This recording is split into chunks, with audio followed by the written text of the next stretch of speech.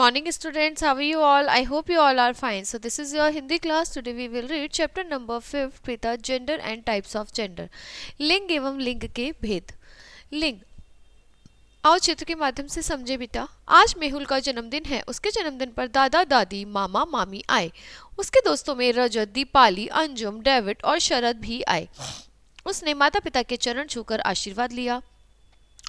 ऊपर दिए गए वाक्यों में रंगीन शब्दों से यह पता चलता है कि मेहुल, दादा, मामा, पिता, रजत, डेविड तथा शरद शब्द पुरुष जाति के हैं और दादी, मामी, माता, दीपाली और अंजुम शब्द स्त्री जाति के हैं. शब्द के जिस रूप से उसके द्वारा बताई गई वस्तु या प्राणी के पुरुष या स्त्री जाति होने का पता चलता है उसे कहते हैं बेटा लिंग. अथवा पुरुष या स्त्री जाति का ज्ञान कराने वाले शब्द लिंग कहलाते हैं. सभी संज्ञा शब्द प्राणी, वस्तु, स्थान या भाव स्त्री या पुरुष जाति के होते हैं. जैसे बेटा देखते हैं हम लिंग का प्रभाव वाक्य के क्रिया शब्दों पर पड़ता है. जैसे कि देखो इसमें बताया आपको कि कौन से शब्द पुरुष जाति के हैं और कौन से शब्द स्त्री जाति के हैं. ठीक है, तो पुरुष जाति के शब्द पुल्लिंग और स्त्री जाति के शब्द स्त्रीलिंग कहलाते हैं. ठीक है, या तो संज्ञा शब्द स्त्री जाति का होगा या पुरुष जाति का. लिंग का प्रभाव वाक्यों में देखिए कैसे पड़ता है. जैसे पिताजी दफ्तर जा रहे हैं, तो कौन जा रहा है? पिताजी. सुनिधि चौहान गाना गा रही है, तो सुनिधि चौहान कौन है? स्त्रीलिंग. मेरे मामा जी दिल्ली में रहते हैं, पुल्लिंग. ठीक है, कोयल मीठे स्वर में गाती है, गाने पे पड़ रहा है कोयल का प्रभाव और कोयल क्या है? स्त्रीलिंग. मेज पर पुस्तक रखी है, तो पुस्तक रखी है, तो इससे पता चल रहा है कि मेज पे पुस्तक रखी है, तो ये क्या है? स्त्रीलिंग. चाकू फल काटने के काम आता है, तो आता है से पता चल रहा है कि बेटा चाकू क्या है? पुल्लिंग है. तो जब हम शब्दों का वाक्य में प्रयोग करते हैं तब हमें उनके स्त्री या पुरुष होने का पता चलता है. ठीक है, जाति का. जैसे ऊपर दिए गए वाक्यों में पिताजी, मामा जी चाकू के साथ क्रमशः रहे हैं, रहते हैं और जाता है लिखा गया है क्योंकि ये पुरुष जाति के हैं.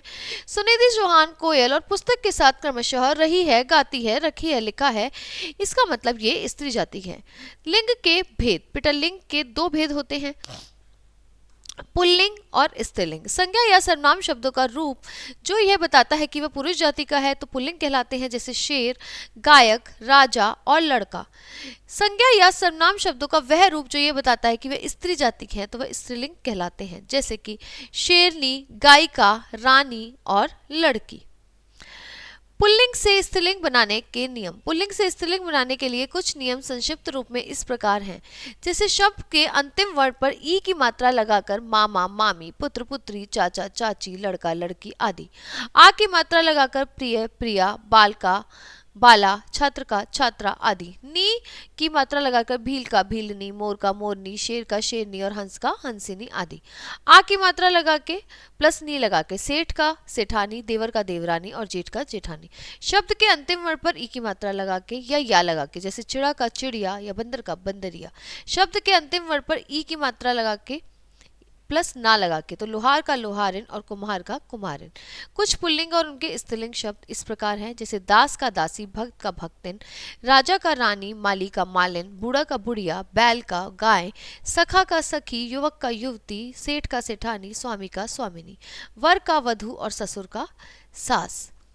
नायक का, नायिका, सुनार का, सुनारिन, जनक, जननी, तरुण का, तरणी, नाग का, नागिन, देव का, देवी, सुत का, सुता, शेर का, शेरनी, मोर का, मोरनी और साधु का, साध्वी.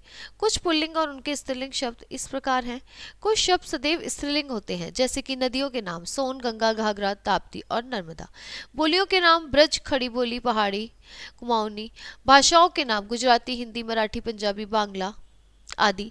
तिथियों के नाम जैसे कि द्वितीया, तृतीया, चतुर्थी इत्यादि.